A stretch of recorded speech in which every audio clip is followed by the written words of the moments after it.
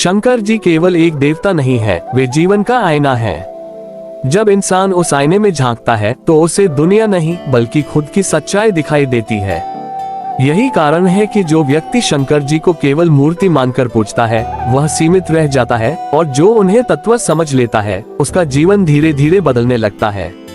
महादेव का सबसे पहला उपदेश यही है कि जीवन को बाहर से नहीं भीतर से समझो, क्योंकि बाहर की दुनिया तुम्हारे भीतर की अवस्था का ही प्रतिबिंब है। आज का इंसान दुखी है, परेशान है, भागदौड़ में है, लेकिन उसे खुद नहीं पता कि वह किसके पीछे भाग रहा है। शंकर जी कहते हैं कि जब लक्ष्य स्पष्ट न हो तब गति केवल थकान देती है। इंसान सुबह से शाम तक कर्म करता है पर भीतर खालीपन बना रहता है। यही वह क्षण है जहां शिव का उपदेश शुरू होता है। वे कहते हैं कि पहले ये समझो कि तुम्हें वास्तव में चाहिए क्या। अगर यह स्पष्ट नहीं है तो तुम्हें जो भी मिलेगा वह कम ही लगेगा। महादेव वैराग्य के प्रतीक हैं, लेकिन वैराग्य का अर्थ संसार छोड़ देना नहीं है।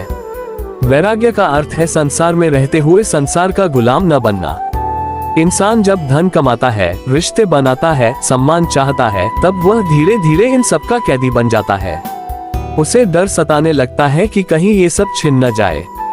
शंकर जी कहते हैं कि जहाँ डर है वहाँ शांति नहीं हो सकती। इसलिए जो चीज तुम्हें बांधने लगे उससे दूरी बना लो, भले ही वह तुम्हें प्रिय ही क्यों न हो। शिव जी का जीवन हमें सिखाता है कि सादगी में ही वास्तविक शक्ति छिपी होती है। उनके पास ना महल है, ना आभूषणों की चमक, न वैभव का दिखावा, फिर भी वे त्रिलोक के स्वामी हैं। इसका गहरा अर्थ है कि जो अपने भीतर पूर्ण है उसे बाहर कुछ साबित करने की आवश्यकता नहीं होती। आज का इंसान दिखावे में जी रहा है। वह जैसा है वैसा नहीं दिखता, और जैसा दिखता है वैसा होता नहीं। यही द्वंद्व उसे भीतर से तोड़ देता है। महादेव का एक अत्यंत गहरा उपदेश यह है कि जीवन में आने वाला हर कष्ट शत्रु नहीं होता। समुद्र मंथन के समय जब विष निकला तब सब देवता डर गए, लेकिन शिव जी ने उस विष को स्वीकार किया। उन्होंने न तो उसे उगला न निगला, बस गले में धारण कर लिया। इसका अर्थ है कि जीवन के विषैले अनुभवों को न तो बाहर फेंको न भीतर दबाओ, बल्कि उन्हें चेतना के स्तर पर स्वीकार करो। जब तुम कष्ट को समझने लगते हो तब वह तुम्हें नष्ट नहीं करता बल्कि परिपक्व बनाता है। आज लोग कहते हैं कि भगवान हमें दुख क्यों देता है, लेकिन शंकर जी कहते हैं कि दुख दिया नहीं जाता, वह कर्मों से जन्म लेता है। कर्म का नियम अटल है और शिव तत्व उसी नियम का प्रतीक है। वे न किसी का पक्ष लेते हैं न किसी से द्वेष रखते हैं। वे केवल न्याय हैं। जो जैसा करता है वैसा ही पाता है। जब इंसान ये समझ लेता है तब वह दूसरों को दोष देना छोड़ देता है और स्वयं को बदलने की दिशा में बढ़ता है। शिव जी का एक और उपदेश है मौन की शक्ति। वे अधिक बोलते नहीं, लेकिन उनका मौन भी उपदेश देता है। आज का इंसान हर समय बोलना चाहता है, खुद को सही साबित करना चाहता है, लेकिन भीतर सुनने की क्षमता खो चुका है। महादेव कहते हैं कि जब तक तुम सुनना नहीं सीखोगे तब तक सीख नहीं पाओगे। मौन में बैठकर स्वयं से बात करना, अपने मन की हलचल को देखना, यही आत्मज्ञान की पहली सीढ़ी है। शंकर जी का जीवन ये भी सिखाता है कि अकेलापन कोई अभिशाप नहीं है। वे कैलाश पर एकांत में रहते हैं, ध्यान में लीन रहते हैं। इसका अर्थ यह नहीं कि वे समाज से कटे हुए हैं, बल्कि इसका अर्थ यह है कि वे स्वयं से जुड़े हुए हैं। आज का इंसान भीड़ में रहते हुए भी अकेला है, क्योंकि वह खुद से दूर है। जो व्यक्ति खुद के साथ रहना सीख लेता है उसे दुनिया की भीड़ डराती नहीं। महादेव कहते हैं कि समय सबसे बड़ा शिक्षक है। जो समय के साथ नहीं बदलता वह समय द्वारा बदल दिया जाता है। जीवन में उतार चढ़ाव आते रहेंगे, सुख दुख का चक्र चलता रहेगा, लेकिन जो व्यक्ति इन दोनों में संतुलन बनाए रखता है वही शिव तत्व को समझ पाता है। न अधिक हर्ष न अधिक शोक, यही जीवन की स्थिर अवस्था है। इस संसार में सबसे बड़ा भ्रम ये है कि सुख बाहर की वस्तुओं में है। शंकर जी कहते हैं कि सुख भीतर की अवस्था है। जो व्यक्ति भीतर शांत है वह कम में भी सुखी है, और जो भीतर अशांत है वह सब कुछ पाकर भी दुखी है। इसलिए जीवन बदलने के लिए परिस्थितियां बदलना आवश्यक नहीं, दृष्टि बदलना आवश्यक है। जो ये समझ गया कि वह शरीर नहीं चेतना है, जो ये समझ गया कि सब कुछ स्थायी नहीं है, जो ये समझ गया कि कर्म ही उसका सच्चा साथी है, उसी का जीवन बदलना शुरू हो जाता है। यही शंकर जी का उपदेश है, यही शिव का सत्य है। शंकर जी का दूसरा बड़ा उपदेश इंसान के सबसे बड़े भ्रम को तोड़ता है, और वह भ्रम है धन का। आज का इंसान मान बैठा है कि धन ही सुरक्षा है, धन ही सम्मान है और धन ही सुख है। लेकिन महादेव कहते हैं कि धन साधन है, साध्य नहीं। जो धन को लक्ष्य बना लेता है वह जीवन का रास्ता भटक जाता है। धन यदि हाथ में रहे तो ठीक है, लेकिन यदि वह मन पर चढ़ जाए तो वही धन इंसान की शांति छीन लेता है। शंकर जी स्वयं भिक्षा में मिले अन्न को स्वीकार करते हैं ताकि मनुष्य ये समझ सके कि आवश्यकता और लालच में कितना बड़ा अंतर होता है। इंसान दिन रात मेहनत करता है, पसीना बहाता है, फिर भी जब उसे अपेक्षित फल नहीं मिलता तो वह भाग्य को कोसने लगता है। शंकर जी कहते हैं कि भाग्य कोई अलग शक्ति नहीं है, वह तुम्हारे ही कर्मों की छाया है। जो आज तुम्हें मिल रहा है वो कल किए गए कर्मों का परिणाम है, और जो तुम आज कर रहे हो वह आने वाले कल की नींव है। इसलिए जो व्यक्ति भाग्य के भरोसे बैठ जाता है वह जीवन में रुक जाता है, और जो कर्म को साधना बना लेता है वह धीरे धीरे आगे बढ़ता जाता है। महादेव का जीवन हमें ये भी सिखाता है कि सच्चा धन संतोष है। उनके पास संसार का वैभव नहीं, फिर भी वे पूर्ण हैं। इसका अर्थ यह नहीं कि इंसान को प्रगति नहीं करनी चाहिए, बल्कि इसका अर्थ यह है कि प्रगति के साथ संतोष भी होना चाहिए। आज का इंसान तुलना में जी रहा है। वह दूसरों की सफलता देखकर खुद को छोटा समझने लगता है और यहीं से दुख जन्म लेता है। शंकर जी कहते हैं कि तुलना तुम्हें कभी सुखी नहीं होने देगी, क्योंकि हमेशा कोई न कोई तुमसे आगे रहेगा। अहंकार इंसान का सबसे बड़ा शत्रु है, और शंकर जी का यह उपदेश हर युग में उतना ही सत्य है। रावण शिव भक्त था, ज्ञानी था, शक्तिशाली था, लेकिन उसका अहंकार ही उसका पतन बन गया। महादेव ने कभी ज्ञान का अहंकार नहीं किया, कभी शक्ति का प्रदर्शन नहीं किया। वे भस्म धारण करते हैं ताकि हर क्षण याद रहे कि अंत में सब कुछ इसी भस्म में बदल जाना है। जो व्यक्ति यह सत्य भूल जाता है वही स्वयं को ईश्वर समझने लगता है। शंकर जी कहते हैं कि जब इंसान थोड़ा ऊपर उठता है तभी उसका असली परीक्षण शुरू होता है।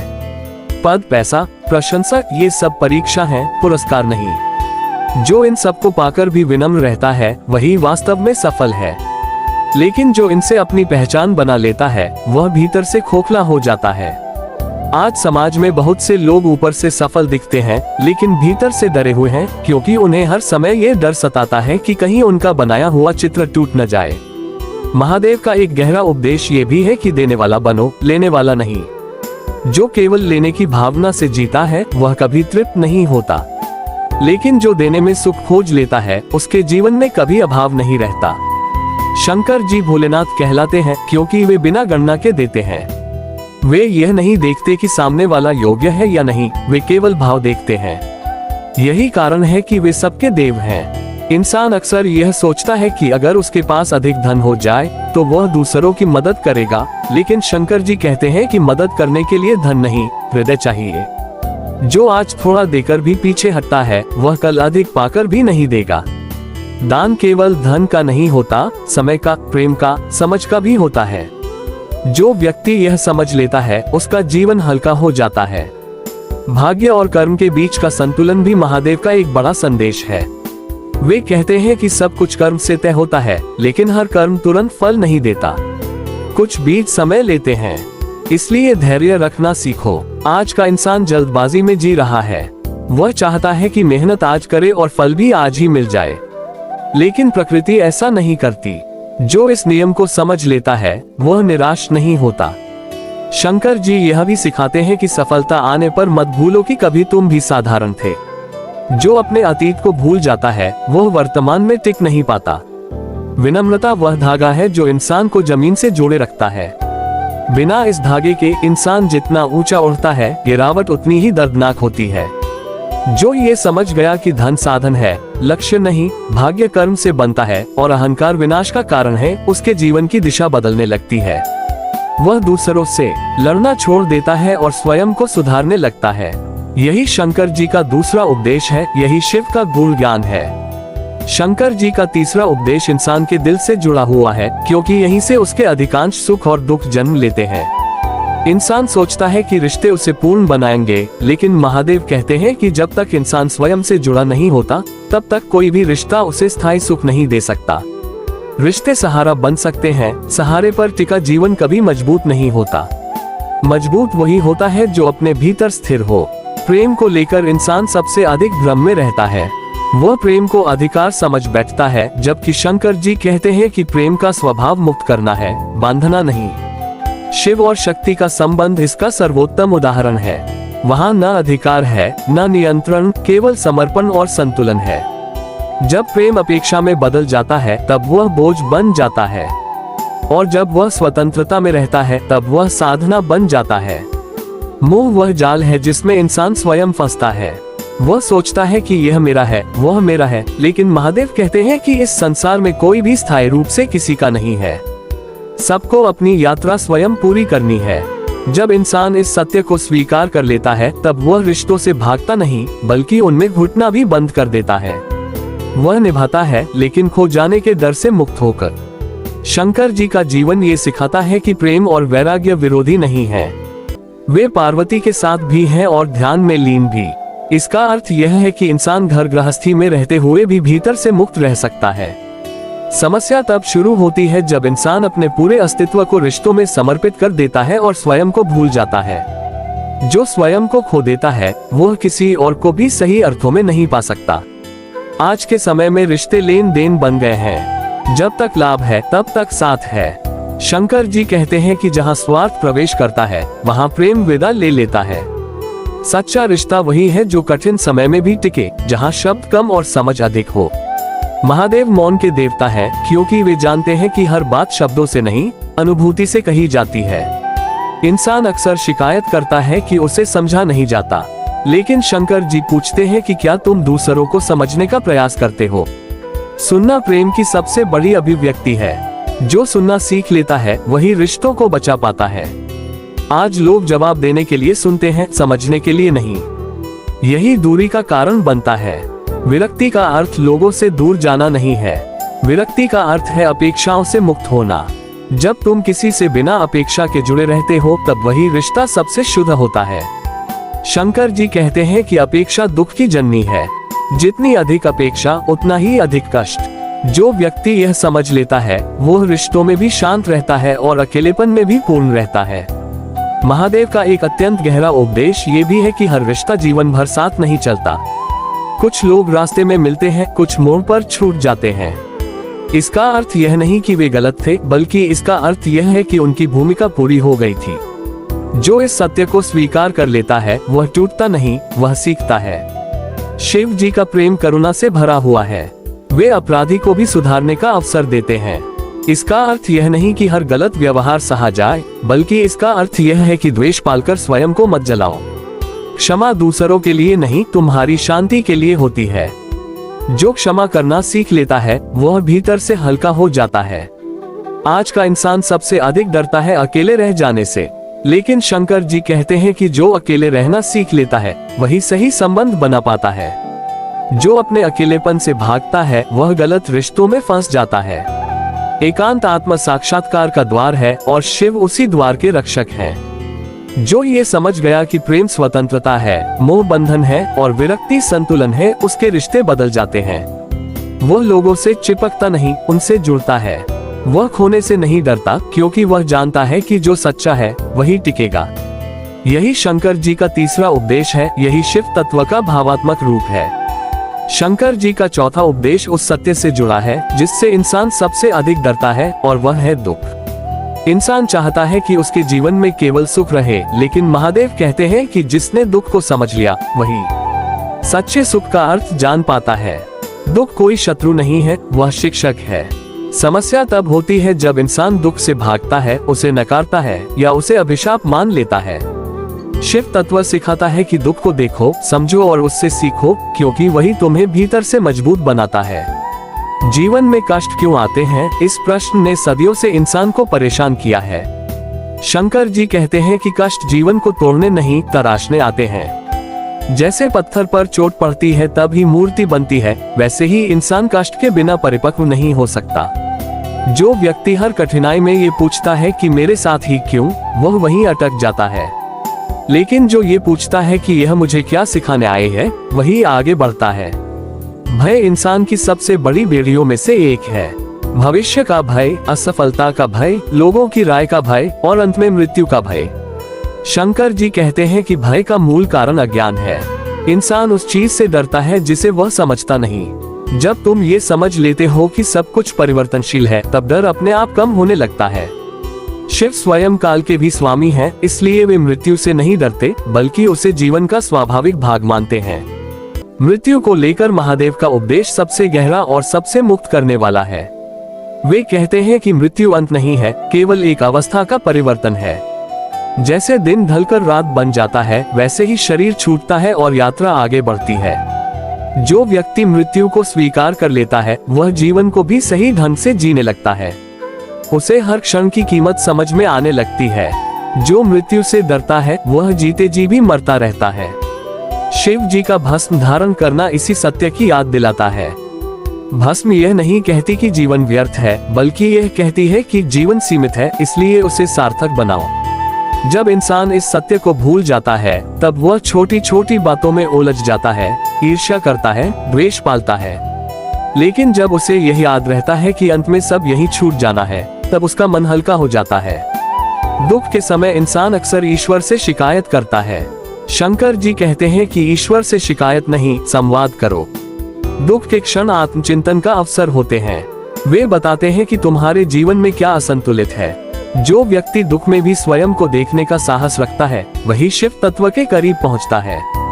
क्योंकि शिव तत्व पलायन नहीं, साक्षात्कार सिखाता है। महादेव का एक अत्यंत गहरा संदेश ये भी है कि कष्ट सबको आते हैं, लेकिन सबको समान नहीं तोड़ते।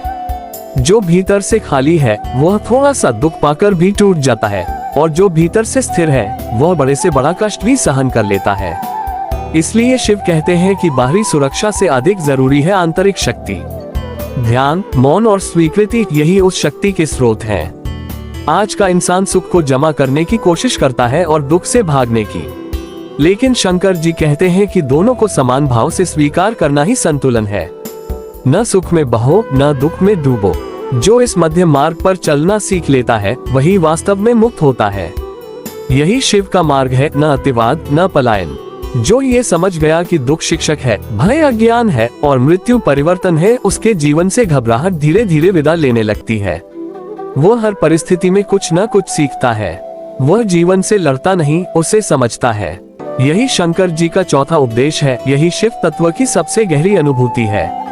शंकर जी का पांचवा उपदेश जीवन की धुरी को पकड़ता है, और वह धुरी है कर्म। महादेव कहते हैं कि इंसान अपने शब्दों से नहीं, अपने कर्मों से बनता है। जो तुम सोचते हो वह बीज है, जो तुम करते हो वह खेती है, और जो तुम पाते हो वह फसल है। इस क्रम में छल नहीं चलता। इसलिए शिव तत्व सिखाता है कि कर्म को पवित्र बनाओ, परिणाम अपने आप शुद्ध होंगे। जब कर्म साधना बन जाता है, तब जीवन बोझ नहीं रहता। इंसान अक्सर यह शिकायत करता है कि वह बहुत मेहनत करता है, फिर भी उसे उसका फल नहीं मिलता। शंकर जी कहते हैं कि कर्म का फल हमेशा मिलता है, लेकिन समय पर नहीं, सही समय पर। समय शिव का ही एक रूप है। जो समय को समझ लेता है, वह अधीर नहीं होता। आज का इंसान जल्दबाजी में जी रहा है। वह चाहता है कि हर चीज तुरंत हो जाए, लेकिन प्रकृति का नियम धैर्य है। जो धैर्य रखता है, वही स्थिर रहता है। समय किसी के लिए नहीं रुकता। ये बात शंकर जी भली भांति समझाते हैं। वे काल के भी अधिपति हैं, इसलिए वे समय से डरते नहीं। इंसान समय से इसलिए डरता है क्योंकि वह उसे व्यर्थ गंवाता है। जो हर दिन को अर्थ देता है, वही समय का मित्र बन जाता है। शिव कहते हैं कि बीते हुए कल पर शोक मत करो और आने वाले कल की चिंता मत करो। जो आज है, वही तुम्हारे हाथ में है। ध्यान शिव तत्व का हृदय है। शंकर जी ध्यान में लीन रहते हैं, क्योंकि ध्यान इंसान को स्वयं से जोड़ता है। ध्यान का अर्थ आंखें बंद करना नहीं, बल्कि भीतर की आंखें खोलना है। जब इंसान ध्यान करता है, तब वह अपने विचारों को देखना सीखता है। वह विचारों में बहता नहीं, उन्हें साक्षी भाव से देखता है। यही वह क्षण है जहां मन शांत होना शुरू होता है। आज का इंसान मन का गुलाम बन गया है। उसका मन उसे जहां चाहे वहां ले जाता है। शंकर जी कहते हैं कि मन को दबाओ मत, उसे समझो। जो मन को समझ लेता है, वही उसका स्वामी बन जाता है। ध्यान मन को मारता नहीं, मन को स्पष्ट करता है। जैसे गंदे पानी को शांत रखो तो मैल नीचे बैठ जाता है, वैसे ही ध्यान से मन की अशांति बैठने लगती है। आत्मबोध शिव का सबसे गूढ़ उपदेश है। शंकर जी कहते हैं कि तुम जो दिखते हो, तुम वह नहीं हो। तुम नाम नहीं हो, पहचान नहीं हो, पद नहीं हो। तुम चेतना हो। जब इंसान इस सत्य को छू लेता है तब उसकी सारी डर, ईर्ष्या और द्वेष की जड़ें कमजोर पड़ने लगती हैं, क्योंकि वह समझ जाता है कि वह किसी से छोटा या बड़ा नहीं, बस अलग अनुभव में है। कर्म और आत्मबोध का गहरा संबंध है। जो व्यक्ति स्वयं को शरीर मानता है वह कर्म को बोझ मानता है, और जो स्वयं को चेतना मानता है वह कर्म को सेवा मानता है। शंकर जी कहते हैं कि सेवा वही है जिसमें अहंकार न हो। जब तुम बिना पहचान की चाह के काम करते हो तब वही कर्म तुम्हें बांधता नहीं, मुक्त करता है। समय के साथ चलना भी शिव का संदेश है। जो बदलते समय के साथ नहीं बदलता वह टूट जाता है। लेकिन बदलने का अर्थ अपने मूल्यों को छोड़ना नहीं है। बदलने का अर्थ है अपने रूप को परिस्थिति के अनुसार ढालना, जबकि भीतर का सत्य स्थिर रहे। शिव स्वयं संहारक भी है और सृजनकर्ता भी। वे जानते हैं कि नाश के बिना नव निर्माण संभव नहीं। शंकर जी यह भी सिखाते हैं कि हर दिन थोड़ा थोड़ा भीतर की सफाई करो। जैसे शरीर को स्नान की आवश्यकता होती है, वैसे ही मन को ध्यान की। जो व्यक्ति रोज अपने मन को देखता है वह बड़ी गंदगी जमा नहीं होने देता। यही कारण है कि वह कठिन परिस्थितियों में भी संतुलित रहता है। जो ये समझ गया कि कर्म साधना है, समय शिक्षक है, ध्यान मार्ग है और आत्मबोध लक्ष्य है, उसका जीवन धीरे धीरे शिव में होने लगता है। वह भागता नहीं, ठहरता है। वह लड़ता नहीं, समझता है। यही शंकर जी का 5वां उपदेश है और यही उस जीवन की तैयारी है जहां अंतिम सत्य का साक्षात्कार होना है। शंकर जी का अंतिम उपदेश मुक्ति का है, लेकिन यह मुक्ति किसी जंगल, गुफा या संसार त्याग में नहीं है। यह मुक्ति दृष्टि की है। महादेव कहते हैं कि जब तक इंसान मुक्ति को किसी भविष्य की अवस्था मानता है तब तक वह बंधन में ही रहता है। मुक्ति कोई उपलब्धि नहीं, बल्कि एक पहचान है, अपने वास्तविक स्वरूप की पहचान। जिस क्षण इंसान ये समझ लेता है कि वह घटनाओं का शिकार नहीं, चेतना का साक्षी है, उसी क्षण से मुक्ति शुरू हो जाती है। शिव तत्व हमें सिखाता है कि जीवन को पकड़कर रखने की कोशिश ही दुख का मूल है। जो बहते जल को मुट्ठी में बंद करना चाहता है वही सबसे पहले थकता है। महादेव कहते हैं, छोड़ना सीखो। छोड़ने का अर्थ जिम्मेदारियों से भागना नहीं, बल्कि अनावश्यक बोझ से मुक्त होना है। जब इंसान अपेक्षाओं, शिकायतों और तुलना को छोड़ देता है तब उसके भीतर एक गहरी शांति उतरती है। यही शांति मुक्ति का पहला संकेत है। और जो जीते जी मुक्त हो गया उसके लिए मृत्यु भी केवल एक परिवर्तन है।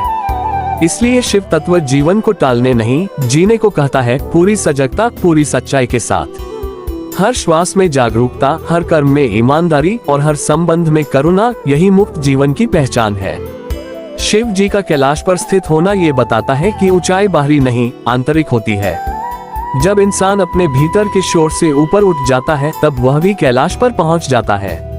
वहां न शिकायत रहती है, न भय, केवल स्वीकृति रहती है। जो है वही पर्याप्त है। इस भाव में टिक जाना ही शिव में टिक जाना है।